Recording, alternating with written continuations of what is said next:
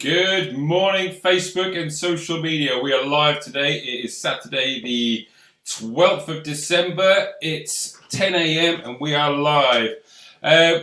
Good morning. I hope everybody's okay. We've got a fantastic show for you today. First guest up today, we're going to have the wonderful Sue Banner, who's going to be speaking to us about her children's book. And then our second guest will be Clarke Reynolds, who will be talking to us about his Braille art. Both fantastic subjects, and hopefully you can interact with us. As always, you do know on the show, the comment section is live. You can speak to us, you can speak to the guests, you can put comments in there, and we can ask them as and when we go throughout the show. So feel free to get involved and get interactive. The weather at the moment it's chucking it down where I am, but hopefully that doesn't spoil the mood for the show. If you are a fan of the show and you have liked and subscribed and followed on all different social medias, you would have probably seen that yesterday I had a bit of a fun moment. I went out and promoted what we're going to be doing for next week. I'm going to talk more about that at the end of the show, but again, if you know anybody that's really into sports and football in general, then remember to get them to start liking and following this page, because next week's going to be off the hook, as they say. Right, so again with today's show, we're going to be talking about children's books, which is right up my alley because that's about my reading age. So it's going to be fantastic. Our guest today, one is really excited to be here and the other one is really nervous. I'll let you pick which one that's going to be when we bring them on the show throughout the day. But again, be interactive, enjoy, make sure you do comment and ask questions. That's what the show's for. It's all about staying connected. We are here in support of mental health awareness, and obviously we try and raise some money as well for Help for Heroes. So all going to good causes and hopefully, inspiring people to get in conversations and talk to each other over this current period. Right, without any further ado, then I'm going to welcome this morning's first guest. Children's book author, illustrator, has recently wrote a book and self-published it on Amazon, and it's available to literally download or purchase now. To tell us more about it, please welcome to the show the one and only Sue Banner. Good morning, Sue. Hello, are you alright? I'm not bad. How are you? Very well, thank you. Good. So, obviously, we've done a bit of a warm-up act, obviously, on social media. We've told people that, obviously, you're coming on the show. We've posted the cover of the book. So, if you don't mind just explaining, obviously, how it came about, a little bit about you, and then we'll go into it, if you don't mind. Yeah. Well, I didn't really set off to write a children's book at first. It was literally a poem that just popped into my head, and don't ask me where it came from because it just popped into my head. I wrote it down. 20 minutes later, I looked at it and thought that would make a nice little story if I ever got round to making a book. So just put it in a drawer and sort of forgot about it for a while. But I did ask, obviously, show it to friends and say, what do you think of this? Do you think it'd make a nice book? And friends as kids, I let them read it. And by the end of it, they all had a smile on their face. So I thought, well, actually, it might be, I could maybe look into doing a book. And then it was just, you just get back to your life, working and what have you. And then it was January this year, I started seriously thinking about if I could make it into a book, and I started looking at self-publishing. And then obviously March lockdown happened. I got put on furlough and I thought, right, I'm going to do it now. If I don't do it, I'm never going to do it. And it was a good project for me to do. It kept me busy and got me up on the morning and gave me, I thought, right, I want it done at least by the time I go back to work, and then I'll have it done. So yeah, I did it. So I wrote the book. So you've obviously, so you started with writing the poem, writing the book itself. Yeah. So you've got the words down on a piece of paper. So as we've had like in pre-interviews and discussions as well. So the illustration side of thing wasn't your original plan to be doing yourself then? No, I did think about farming it out and getting somebody else to do it for me. And then I thought, because I'm so impatient, I thought, well, I'm going to have to wait for, whoever I get to do it to show me the visuals, and I'll say whether I like them or not. And I kind of had an idea in my head of what I wanted it to look like as well. I knew what I wanted Norwood to look like. I knew what I wanted Ed to look like, and so on. So I wanted to do it myself from that perspective, and I probably couldn't have afforded to farm it out really and get somebody to do it for me.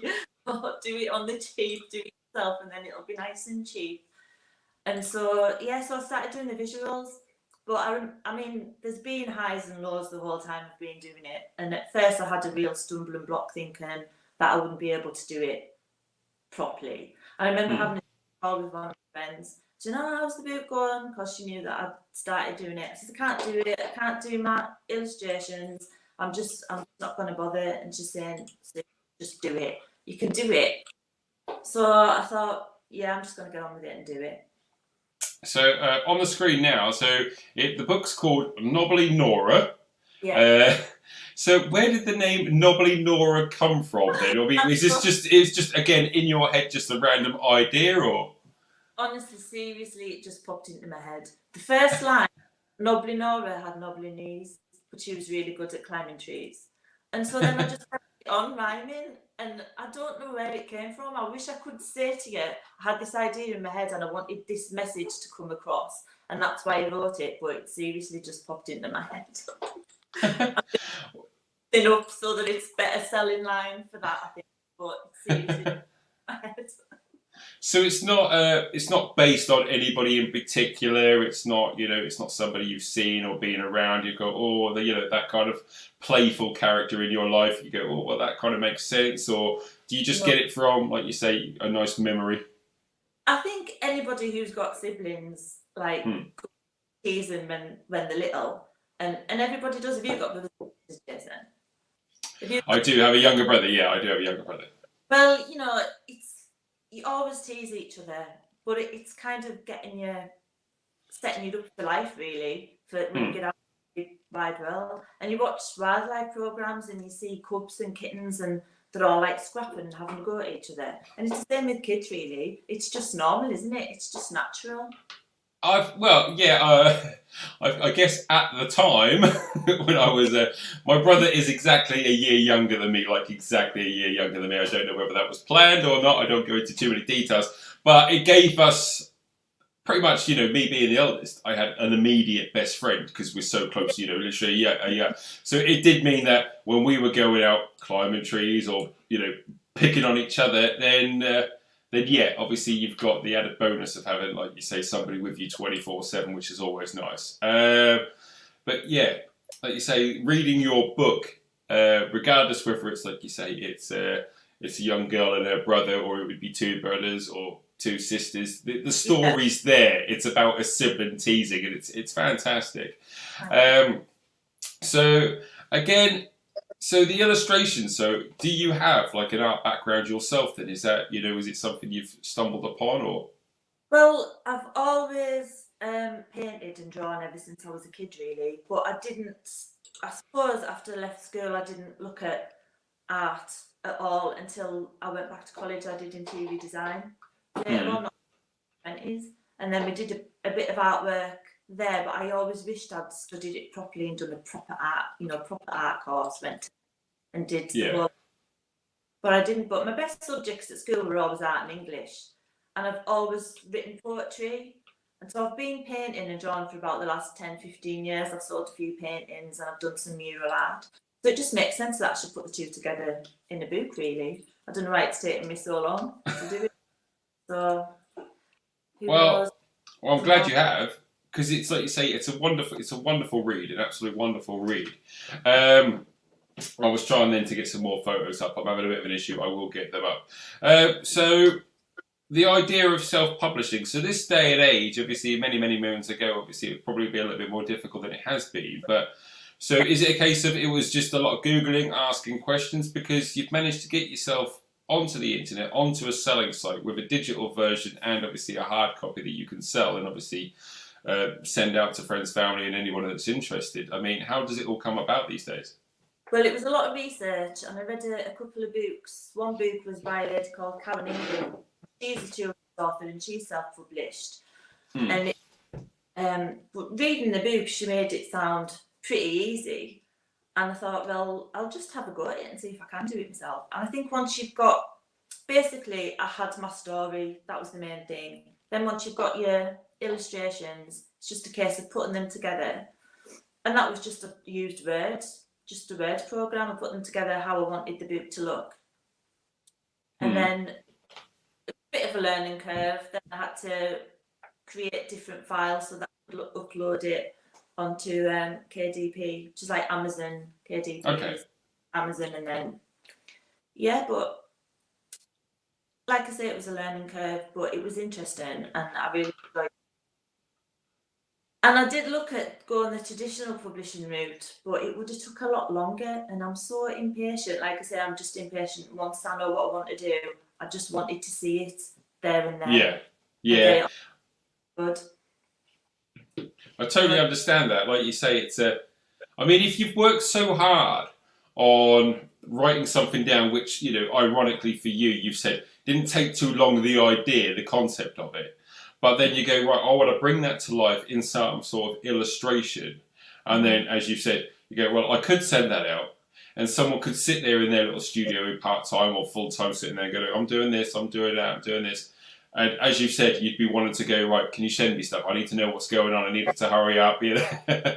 So, I mean, so is it done with like watercolours then? Is that what you've done? Or is it like... What I did was I bought loads of books as well on children's illustrating and how to do it.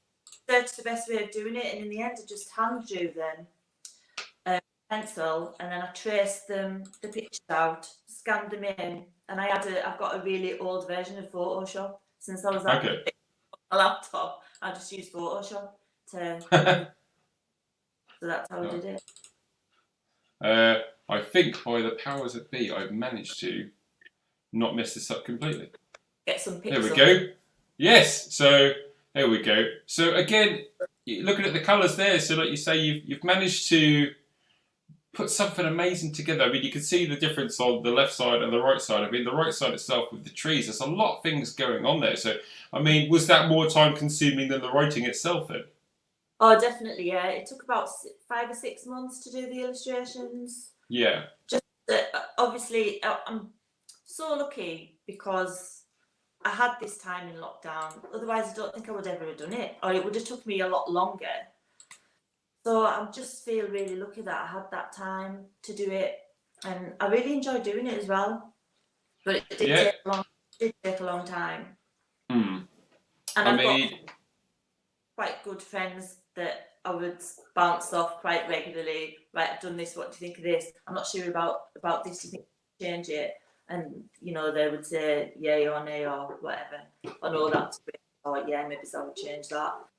So they were my editors along the way. Where are we? Making sure I've got everybody. Yeah, well, like you say, I've got another one here. So again, you've not just tackled. I think that a lot of things from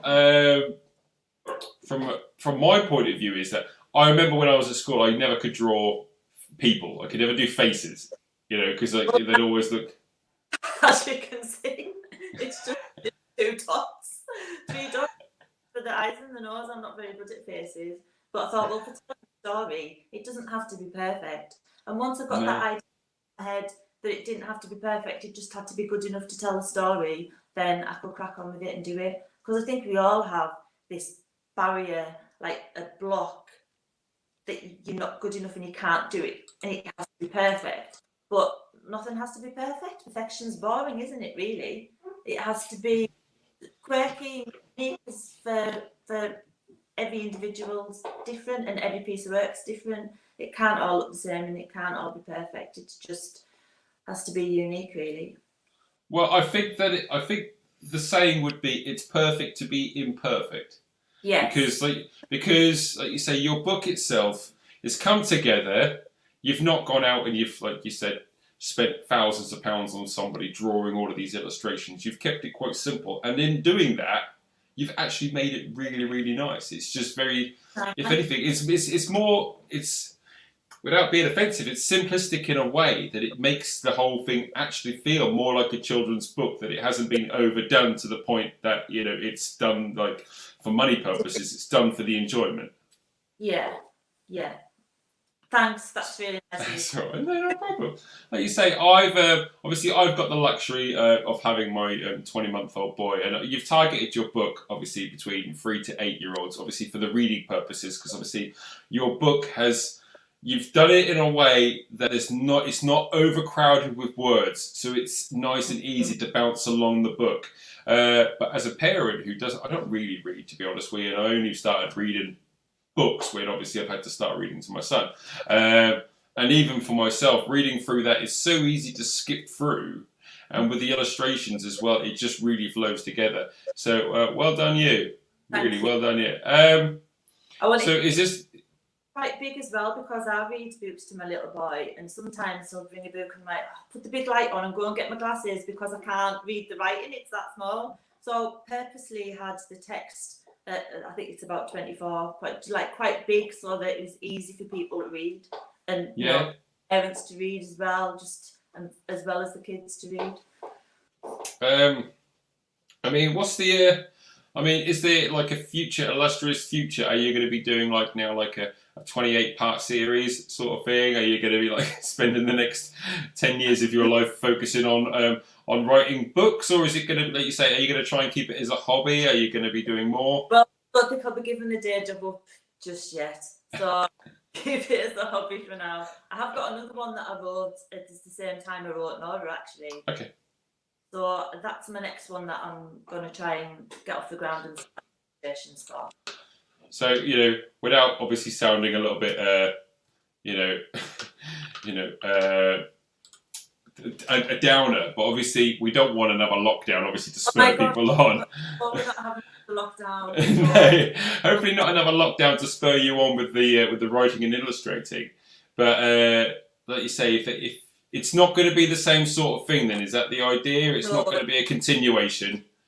I know a couple of my friends have said, "Oh, it's going to be a series," and I'm like, "Well, I don't really know where to take her from now, because she's had a happy ending, so I don't see that as being a series." But it's the next one I've done. It's completely different story, completely different. But I wrote it about the same time. Oh, okay. That's a rhyming one as well. Yeah. Again, like you say, this is all your illustration. Like you say, looking at the mother there with the dog. I mean, the whole thing in the background, you've taken a lot of attention to detail, really, considering. So, all credit to you. Very much so. I mean, I'm not going to try and upload the whole video, the whole book while we're on the chat, because it would defeat the point. But obviously, just showing, obviously some of the illustrations, which are fantastic. Now, so Nobbly Nora, literally, you can type that into Amazon, and you can find it there, and it's downloadable on Kindle, so you can put it on your Kindle Fire or any of your electronic devices and watch it any time, obviously, and purchase. It's as far as I'm aware, we've had this discussion. If you have an Amazon Prime subscription or Kindle subscription, it's free to download, so it won't cost you anything. But you can purchase a hard copy. Is that right? $4.99 on Amazon if you'd like to have something actually to hold in your hand when you're reading as well. Absolutely fantastic. I mean, if anybody's obviously watching this and thinking about going and have a look, please do. Head over to Amazon, type in Nobbly Nora, have a look at the book. You will actually, on Amazon, whether you have a subscription or not, you'll be able to, on a Kindle or Amazon, download a sample, which will give you a couple of pages, which will give you an idea of the book, and obviously you can have a look into it. So do that. And again, the whole purpose of the show is staying connected. What we'd like people to do is that you don't necessarily have a page yourself for Nobbly Nora, or because obviously you're writing, but but what we'd like to say is if anybody does download it, please just do so a massive big favour and just show a bit of support. Maybe leave a review on Amazon just to let people know that you're reading it, and that would go a long way, I'm sure. Yeah, not a problem. So, I mean, is it something that you're passionate about, that you are thinking in the long term, maybe that you want to get a few more? Then have you set yourself a target? Like, not necessarily a target, but you've definitely had obviously feedback from friends and family that they'd like you to see you do a few more, obviously. Yeah, I mean, because I really enjoy doing it as well. So I'd love to do some more, and I've got a really rubbish pension, so I'm hoping I'll have a few under my belt to keep me going. We'll see. In the comments section today, we're going to start a GoFundMe page for Sue, obviously, so she can retire. so we could get her to do more writing. Because again, we can't stress enough. I've taken it upon myself to read it. It's fantastic. Now, though, if anybody wants to do anything and they've got an idea in their head, technology just makes it possible to do. You can make your own videos, you can do a song in your bedroom and record it and get it out there. You can self-publish a book. It's just, if you've got it in your head that you want to do it and you're passionate about it, it's just really easy to do. You don't have to go to somebody for approval. Do you know what I mean? Like, I could have gone to traditional publishers, but I just didn't want to get those letters back. Well, we like it, but good enough to publish. Do you know what I mean? I thought, I just want to see it now. I just want to see it out there. I've had really good feedback from it. So my little boy loves it, and my friends love it. So that's rewarding enough, really. Yeah. That the kids really like it. I've had pictures people have sent me with the kids holding the books and saying like it, and that's just worth it. So worth it. It's brilliant. So that's what makes you want to do more, because it's just like really rewarding. Yeah. I mean, we've spoken again, obviously, about the future of what possibly could and couldn't happen. Obviously, we don't like to talk too much about current events, i.e. COVID. We try and stay away from that. But because of that, it's kind of hindered a few things that were in the pipeline, because you said that, that at some point you'd like to maybe do either a public reading or maybe just introduce it in person to people as well, Yeah, because I have been asked to go into a school and read it to the kids, but because we're all T3 around here, that was knocked on the head. But hopefully, next year, once everything's back to normal, then I'll be able to do things like that, yeah, and that'll be really good to do that. Yeah. Just, just keep it local and just get it out there. Well, you've kindly used our small little platform for your own self-gain, to obviously for confidence as well, speaking in public, which you've done really well at today. Thank you. See, that's all right. With the millions of people that are going to be watching around the world at some point, we could be famous together. So being you for now, don't bring everybody else into it.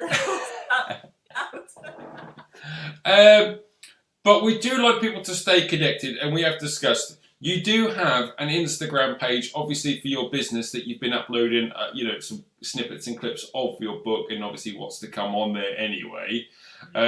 So where can people find you? What's the Instagram address? Well, the it's Rooms Allowed, but I haven't really used it as a platform for this as yet, but I will eventually get an author page up and running. Yeah. But I've been asked for signed copies, and I've got a few books left because I haven't been able to go into this school. I've got a few books left. If anybody wants a signed copy, they can email me at suebannerbooks@gmail.com. And I signed copy out. I just need to have post and packing. It's about £1.60 onto the price. But I've sold like over 100 signed copies. And I'm like totally amazed. I know, it's like, wow, people actually want a signed copy of my book. Of course they would. I know, of course they would. Why wouldn't they? I mean, like you say, it's a fantastic book. You're a fantastic person. You've put something out there that's very appealing to a lot of people. So fingers crossed, obviously, it escalates from there. And would you obviously come back if and when the next book is available and you've managed to get it done? Yeah. You'll come back and talk about it, because that would be really nice to have a catch up and follow up. So it's at Sue Banner Books at, did you say gmail.com? Mm-hmm. Okay, and just send you an email with regards to questions, and if you'd like to get a signed copy of the book to have and hold, Sue's happy to send those out for a small little fee for postage and packaging, which is fantastic, Sue. Thank you ever so much for coming on the show today. It's been an absolute pleasure. I'm so glad that I've scoured the internet in random places and found you, because that was such a nice coincidence to pop along and find something that's not I'm selling my old pair of jeans on Facebook Market. I found something actually quite decent on the internet, and it's and it happened to be Knobbly Nora. So, right, we're going to say goodbye to you, but thank you ever so much for joining us today. We'll have you back when the next book is out, hopefully. Again, go check it out on Amazon. You can download it on Amazon Prime and Kindle for free. if you've got a subscription, it's Nobly Nora. You'll find it there in the bookstore. And then it's $4.99 if you'd like to purchase it without. If you'd like to have a hard copy, or you can obviously purchase it direct on Amazon as well to download. And if you'd like a signed copy, that's suebannerbooks@gmail.com. Get in contact. Or I'm sure if you just would like to ask a little bit more information about the book, she'd happily speak to you about it. Not a problem. All right, Sue. All right, thank you very much for joining us, Sue. Bye-bye. Bye. Bye-bye. Brilliant. Oh, that is amazing. Like you say, that's the book. It's definitely worth a read. Please, if you're watching now and you're thinking about having a look at it, and you've got Amazon or Prime or Kindle, or just want to go and have a look, you can download a free sample. Make sure you head over there. It's Nobly Nora under Sue Banner, and check it out. Absolutely check it. Brilliant. Right, so on to our next guest then. So from one form of art, which I'd class as reading and illustration, over to another. So off the back of our conversation the other week with the one and only Mr. Dave Steele, the blind poet, who obviously was on talking about poetry and obviously the definition of the word blind. We went into that as well. We've had somebody that's kind of linked with him, you know, if not like in the same sort of world of art, i.e. poetry and actual physical art. I've spoken to our next guest, obviously with pre-interview, and as you guys know that I've watched, I'm not really into art. I don't do drawings. I don't do pictures. It's not my cup of tea. But for the purpose of the show, I've expanded my mind and broad, and obviously offering entertainment to you guys on the internet. And I'm gobsmacked. I've had a look at it, and I'm confused by it. And I spoke to our next guest, and he explained it, and it was mind-blowing. It's absolutely mind-blowing. And we're going to hopefully try and get some pictures up as well, so we can explain that to you as well. So if you don't mind, welcoming onto the show, the one and only Mr. Clarke Reynolds. Good morning, Clarke. Yay! Hey! How are we? I'm good, thanks. What a great intro. No, that's all right. Well, after doing, I think this is going to be around about my 13th person that I've interviewed so far on the show. So I've gotten used to being able to, say people's names live on TV now, or on the internet. So, Clarke, Braille art. I mean, the two things that go together sound very confusing, from just a listening point of view. Could you, if you don't mind, in a short description, or however long you like, the show just goes on, explain what Braille art is, and then we'll go into a bit more depth about, the whole concept behind it. Go for it. Well, obviously you've got Braille art, but also blind artists. I mean, that's an oxymoron in itself, a blind visual artist. So, and that's who I am. I am registered severely sighted, have done now for 8 years. I was blind in one eye from the age of 6, but I didn't look upon that as a disability. Carried on his life, and even from the age of 6, something in the back of my head, I always wanted to be an artist. When you were a kid, you would have been an archivist or an astronaut or fireman. It was me. I don't know where it come from. No one in my family's artist at all. I don't know where it's come from, and I always wanted to be an artist. And I never gave up on the dream, and I'm sitting here today, a blind Braille artist. Now, everyone knows what Braille is. Braille is a tactile language. Don't see it often as we should do in this country. I'm hoping to change that over the next few years with my art. But Braille is that tiny dot you see on packages. I think most people will probably see it ironically, if you go on a bus and you press the stop button, that raised shape with the 3 dots is an S. An S in Braille. So that's probably the most times you'll feel Braille is on a bus. So basically, it was created in the Napoleonic Wars. A 15-year-old kid invented it for his blind brother, and it was a concept of loads of dots, like not the dots that we know now, but it's loads of dots and a language so his brother could communicate with him. And I think it's like in the early 1900s, it was squished down to the 6 dots that we know. And out of those 6 dots, all the alphabet is created out of those 6 dots, like a domino dot. And as our vocabulary has grown more with apostrophes and hashtags and @ and that's been incorporated into the Braille system. So I I learnt Braille last year just by doing a piece called sewing on buttons on Right.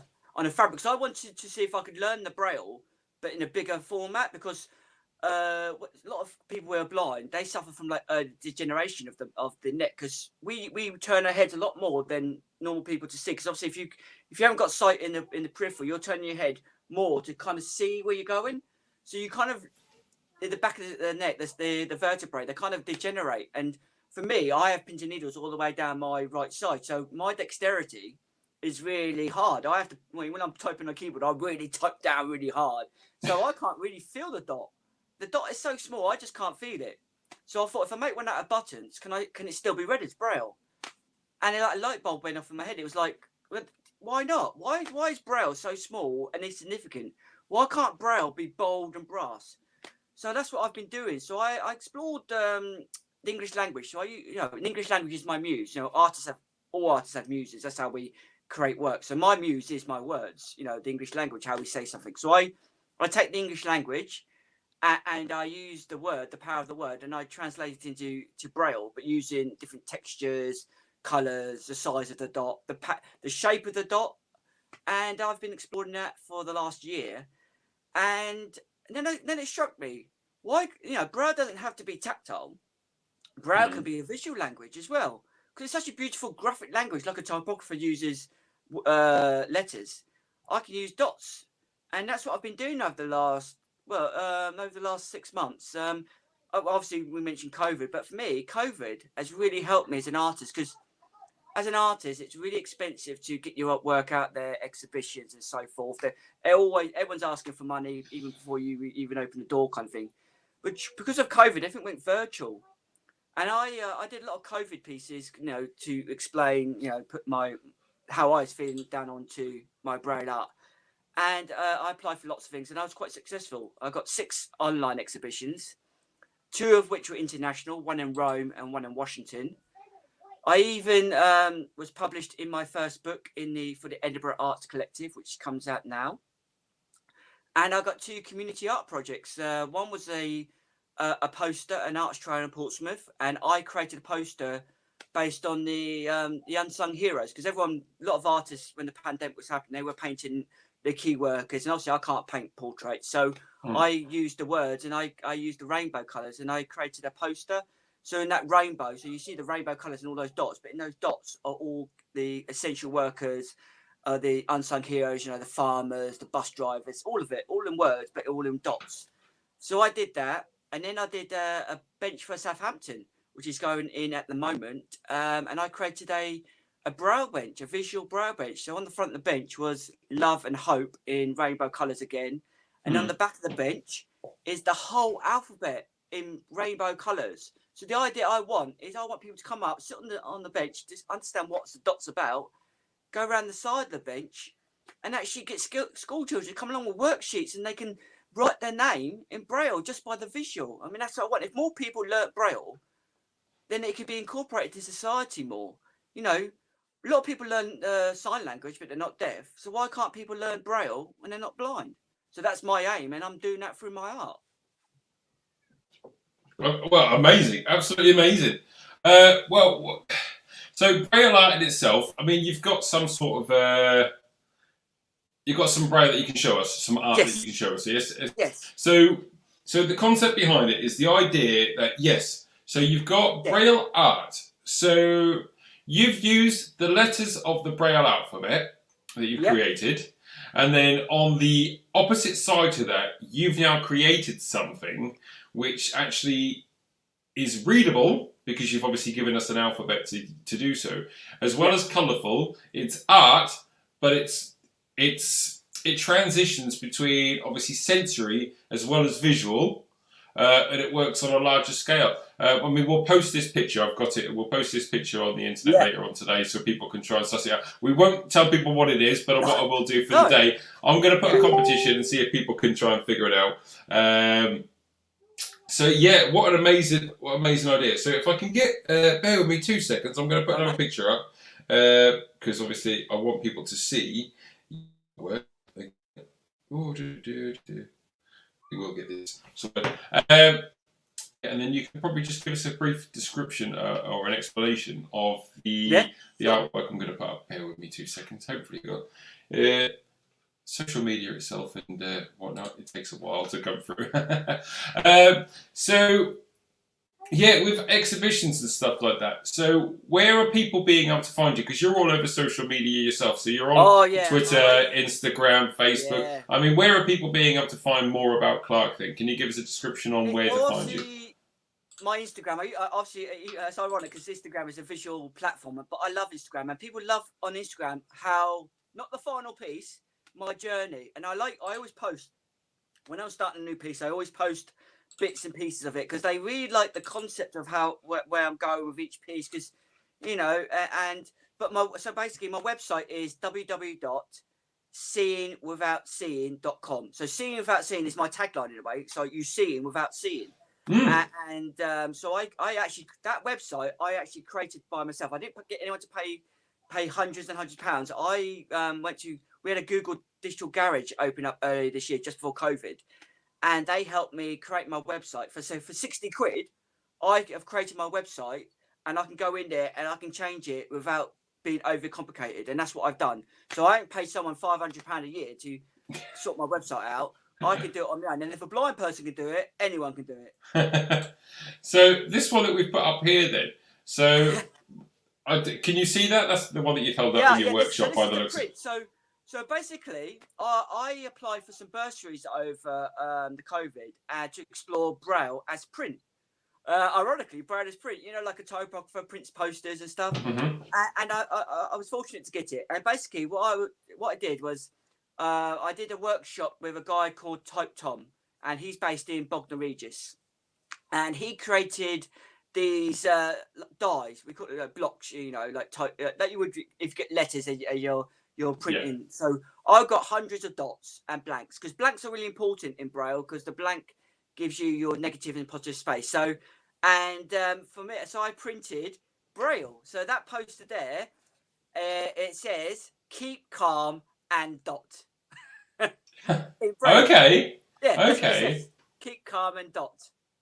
See, this is the point. So, although, and forgive me for saying this, after a conversation with, obviously, Dave Steele that we've had on before, and you were witness to it, he openly said that, in today's modern age, the actual use of Braille itself is becoming a little bit obsolete with modern technology. And that's not no way, shape or form, putting down anyone that's obviously who reads Braille or, especially with your artwork. But what you're doing is not only reintroducing people to Braille, because it is a language in itself, you've taken it to the next step. You've turned it into art. It's visual art, which I can see on the screen now, but you're using shapes and textures. So for people that are not visually impaired or blind, we can see it and we can appreciate it for what it is. But then, obviously, people that are blind are also. So you're connecting over artwork in a way that's probably hasn't been possible for a very long time. So, credit to you, Clarke. And as we've discussed, behind closed doors, in pre-interviews, if anybody out there isn't doing this, you may have stumbled onto a fantastic new concept of art that I so heartedly wish and hope is successful for you in the future, because I find it fascinating. I genuinely find it fascinating that someone like yourself is taking it upon yourself to bring up a brand new form of art. You've opened the door to so many different opportunities. So Clarke, amazing stuff. Amazing stuff. Even as a sighted artist, it's such a hard industry to get into. So I was blind one eye, but I was really ill in my early teens. I left school at the age of 14. With bad kidneys. I think the eyesight and the kidneys, I think it was down to Lyme disease. I had that bullseye rash, about 25 years, 30, coming up to 30 years ago now.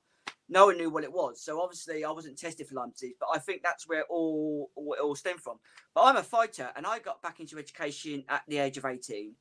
I was ill for, it literally wiped me out. Obviously, I can appreciate what people with COVID. That was my COVID moment in a way. It just literally wiped me out. But I got back into education and I did a GMVQ in art and design. I did a diploma in art design, and I did a first year fine art. Now, I did the first year fine art in my degree, but the thing was, you're not taught anything in art, and I've never been taught to paint or draw. It's always come from, I don't know where it's come from, but it's always come from my heart, you know. And then I thought I'd be quite savvy and get a skill-based degree behind me. So I got a BA honours degree in model making in Kent, in Rochester.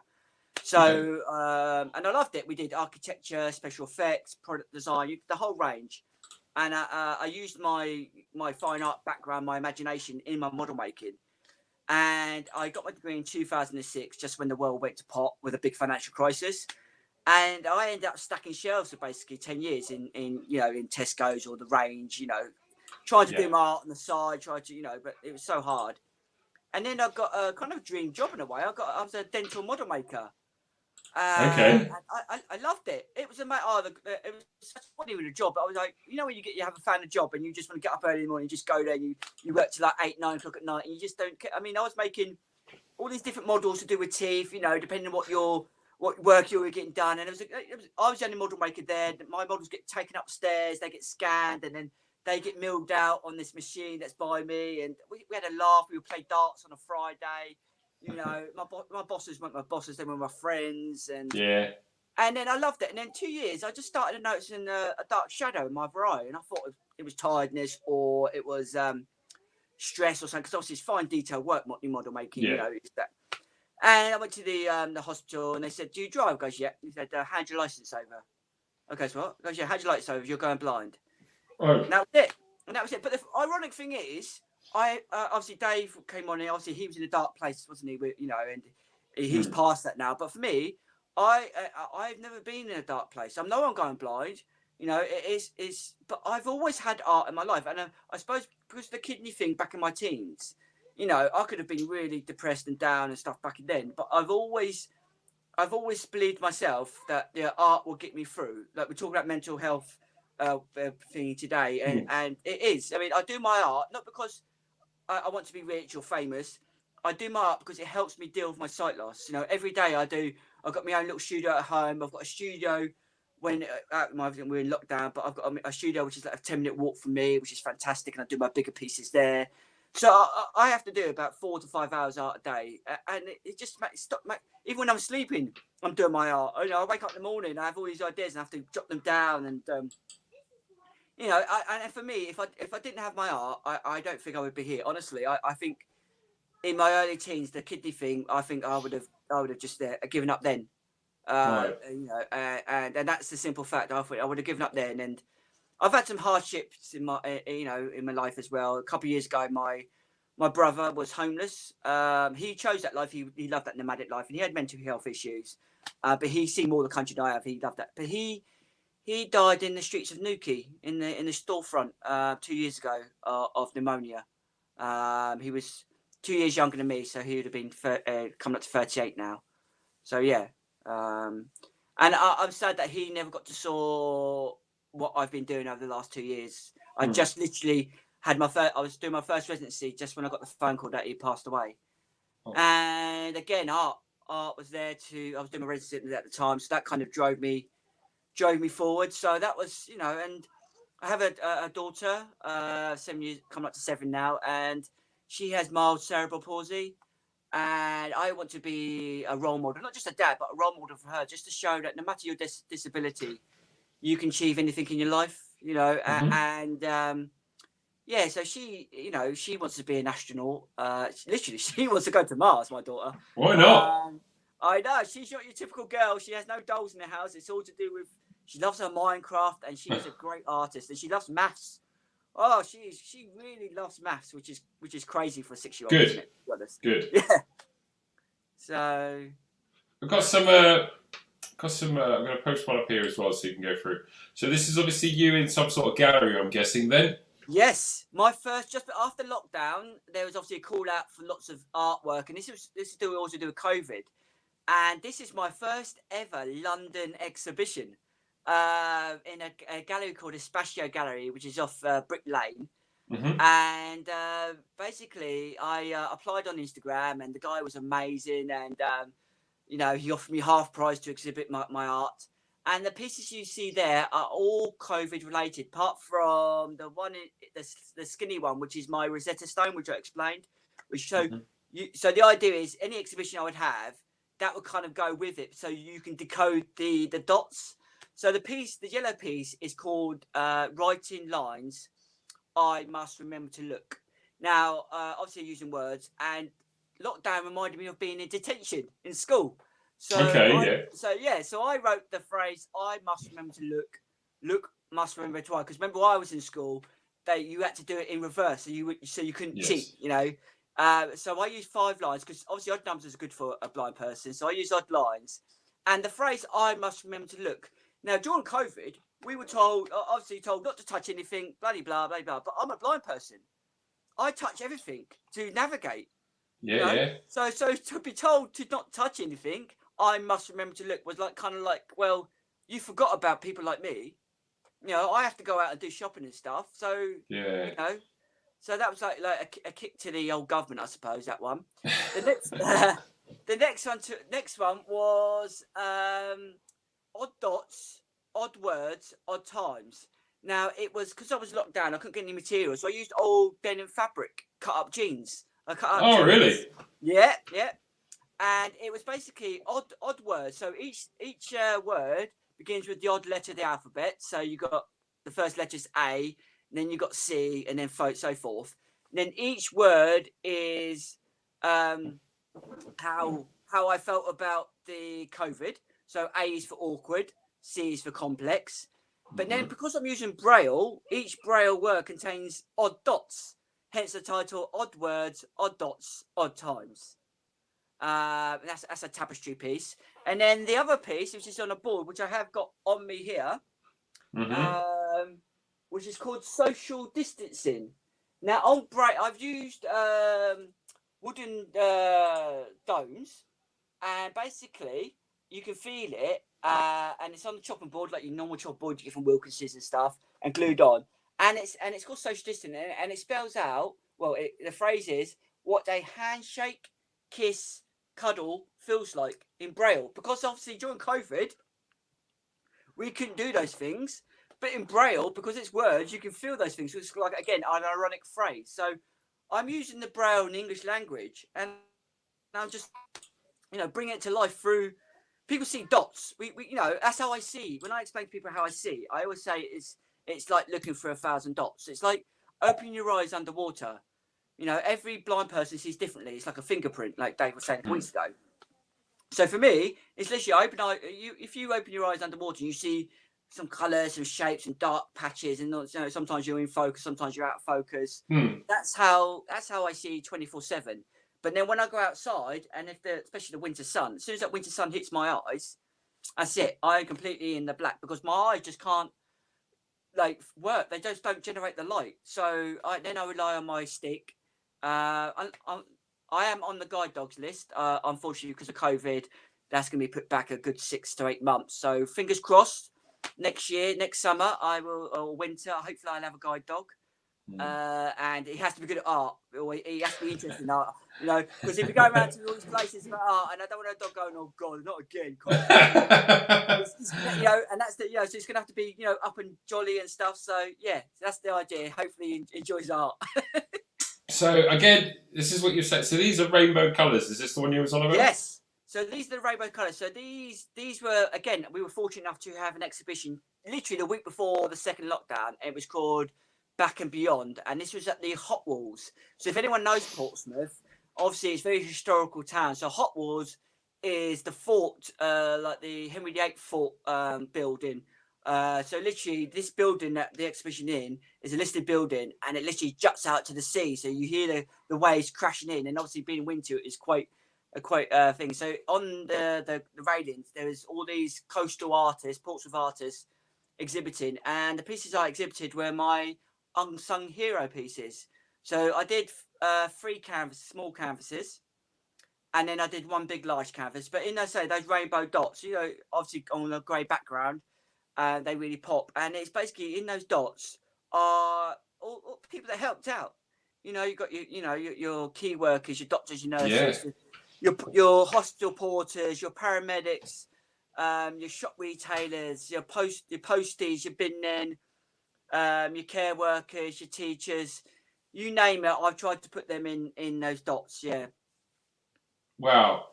Again, do you know what? For me though, I'm attracted to the colours, the idea of the colours. So obviously that's my first initial view. It's like, oh, that's quite nice, and like with some OCD-ness as well. I like that they're kind of in nice shaped and patterned way as well.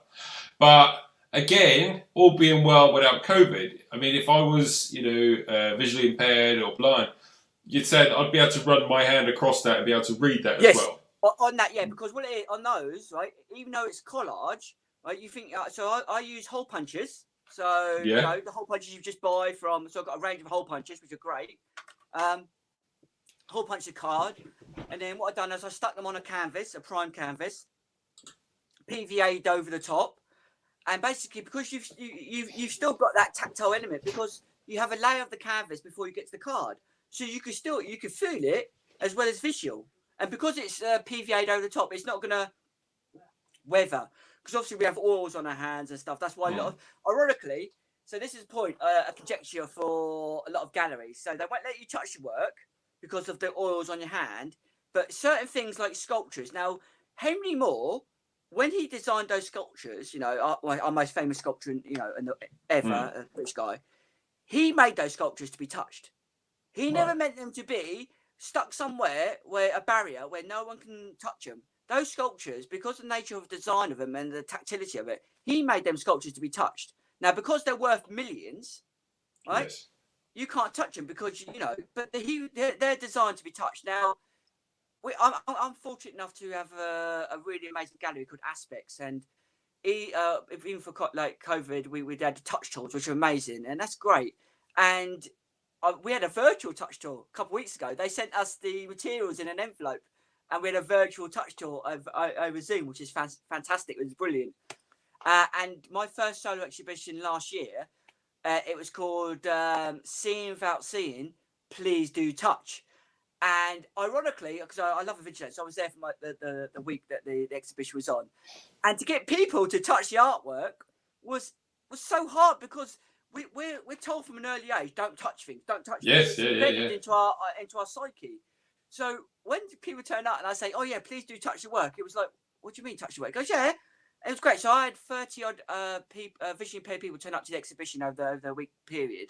Yeah. And they were hugging the walls. And that's what I wanted. I wanted people to hug the walls, which is fantastic. And so I'm planning my first ever Braille exhibition next year, which will be tactile and visual. And and I think it might be the first ever pure Braille exhibition in the UK. Yeah? Wow. I think what we'd like to do is, as always, if there's any advancement in what our guests come on the show to talk about, we'd love to obviously have you back. If worst case scenario, you send us some more photos of your work for next year as well, so we can keep our viewers up to date with Clarke's work and stuff like that. I think with COVID, it's affected a lot of people, especially going out to galleries and physically being able to see something in person. So it's not so good on the art aspect. But I believe that once people can start going out, they will have a newfound respect for these places. Obviously, art in all shapes and sizes. And I'm hoping that it comes back stronger, not only for obviously people that enjoy art, but especially for the people that are creating art, because there'll be people like yourself that have been shut in, locked in, or just concentrating on their art. They want the work to be seen, in your case, touched, visually seen, from my point of view, fingers crossed it all comes back really well. And then that people can enjoy the work that you've put a lot of effort into. And, for me, visually, it's wonderful to look at. I said that I've got an image, which is that image that you held up there. I've got an image that you've sent to me. So at some point today, I'm going to post that on the Facebook page. I'm going to ask people to decode it and comment in the section what they think it says.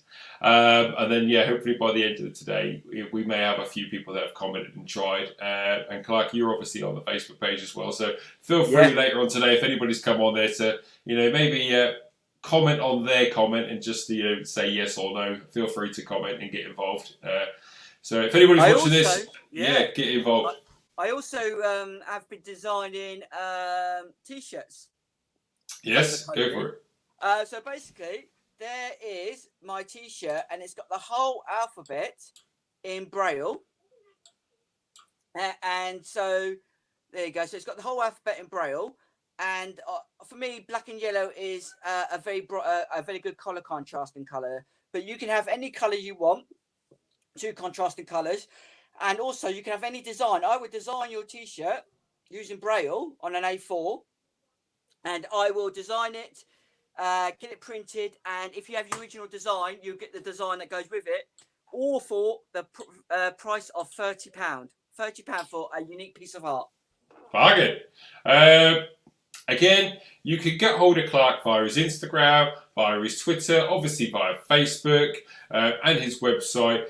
Clarke, what's the name of the website again? So the website is www.seeingwithoutseeing.com. And then if you scroll down, there is a link to my Instagram, which you can post on there. And also there's a link to 2 organisations that I'm a big part of. So one of them is Outside In. Now, for any disability artists out there, hidden disability, it doesn't have to be, sight loss or anything. It could be, any other disability. The Outside In is a disability arts organisation. It's free. And I am an ambassador for them. And you can create your own art gallery on there. They have opportunities called like step up courses, which I was a part of. They have share art, where you do a Zoom thing, and like similar to what I'm doing now, where we talk about our art and you get questions, which is great. And they're a fantastic organisation. They're based in Sussex, but they're UK worldwide. They've just opened up a Midlands hub. So if you're in the Midlands, there'd be great opportunities arising over the next 6 months to obviously promote Outside In. And the other one is Yellow Edge Gallery. Now, Yellow Edge is based in Gosport, and they have been fantastic towards me. He saw an interview I did for them last year on BBC, and he offered me my first ever solo exhibition for free. And since then, he has really helped me out as almost like a mentor in a way. And obviously, COVID has hit them pretty hard, like I say, with galleries. So at the moment, they're doing their winter kind of like a Royal Academy of Arts kind of show. So there's like 50 artists showing artworks, affordable prices, lots of gifts. I have a website. Like I say, if you click on the link in my website, you go straight to their website. So you can buy things off of them. And at the moment, I'm actually got, the piece that you're showing? Mm-hmm. That piece is actually in the gallery, and they're limited prints to 26. And so each print will come with a unique certificate that I've put through my Braille typewriter. So once they're sold, right, that's it. I won't make that one ever again. I'll just go on to a different word, different phrase, different meaning. So you can have a unique bit of artwork. But that will be the place next year that I'm going to be having my Braille exhibition. So obviously maybe we'll do something just before that to highlight that. And also, I have been asked to curate a disability art show. Oh, wow. So that's what I'm going to do next year. So it's going to be fascinating. So that's as a blind artist as well. So it's going to be a really interesting year for me next year. Yeah. Mm-hmm. Wow. It sounds phenomenal. Absolutely phenomenal, Clarke. And like you say, we'd love to have you back on the show, speak more about it, especially when we can go out and see people and obviously touch art again. We'd love to have you back and obviously describe it for us. Clarke, it's been fantastic having you on the show. Again, I'm going to post something with Clarke's artwork later on the Facebook page. I'd like you to all have a look, and if you'd like to try and decode it on our Facebook page. If you're watching this live or watching it back later, feel free to have a crack at that as well. And Clarke, I'm sure, will pop back and forward, and maybe if he sees that you've commented, maybe give you a bit of advice as well. So Clarke, thanks very much for joining us today. Thank you. And we'll catch up with you very soon. Cheers, ta-ra now. Catch you later. Bye. Bye, Clarke. Bye. Wow. Absolute wow. Well, today's show has been one based on art. It's been based on reading, it's been a good show. It's been a fantastic show. And to end the show, I did say that I'd be going on about a little bit more about what we're doing next week. Next week, we won't be here. Oh no! Next week, we're going to be live on scene at Kendal Town Football Club. Doo-doo! Yes, I've been given exclusive access to be able to speak to the chairman, Jay Rossi, the manager of the first team, Christopher Humphreys, which is Preston North End and ex-professional footballer, so he'll be there. We're going to be speaking to Lindsay as well, who does the sports science for the club. It's going to be a really in-depth conversation about sports. It's going to be fantastic. As you can see there's Jay Rossi, the chairman. I took that photo last night. If you saw the live video, you knew I was there. Given access. They turned the floodlights on for me so I could do my broadcast in the middle of the pitch. I mean, what kind of treatment is that? So thank you very, very, very much to everybody at Kendal Town Football Club. I am really, really ecstatic and excited, ready for next week. If you have any football-related questions that you'd like to speak to the club about or you'd like us to ask live on the show, remember you can comment live as we go broadcasting, or you can send us a message and we'll make sure that we get your personal message out there as well. I'd like to say thank you very much for everybody that's liked and followed the page. We have now surpassed over 200 people that are following the page, so thank you very much. It means a lot. As I've reiterated over and over again, I do this on my own. There is no support. There is no outside help. If you do know anybody that has any sort of media experience or would like to get involved and maybe just volunteer and give us a little bit of a hand, it's much appreciated, but I do understand that people have their own times, obviously, on Saturday. We're hoping that the future for 2021, this show is going to expand. Obviously, COVID depending, we're going to be doing a lot more live shows on Saturdays with small businesses, with people with hobbies and talents. We're going to get out there. We're going to, get amongst it and really stay connected with the show. Again, we are here to support mental health awareness. You've seen it on our social media page, and there are thousands of charities out there that are there to support people with mental health. So if you or anybody you know is suffering, or you just want more information about it, please go check out their websites. I'm no expert, but all I am here for is I'm an ear. You can talk to me, you can send a message to the show 24/7. Unbiased, no judgment. We're here for you, to show support, and I'm sure that any of your friends and family would do exactly the same as well. So next week, 10 a.m. live from Kendal Town Football Club. It's going to be a totally different style of show. There's going to be guests that I can actually see in person. We're going to be talking all things sport. We may even be able to get outside and do some bits live on the show as well. So please like and share the page. Make sure people are interested in seeing that. Have a fantastic week. Again, we're going to put some stuff on with Clarke's artwork on the show. We're going to put it in so you can comment on it. And we're so excited about this. So for the next 6 days, we are going to be bombarding our Facebook page with more information about this Kendal Town because we want as many people to get involved.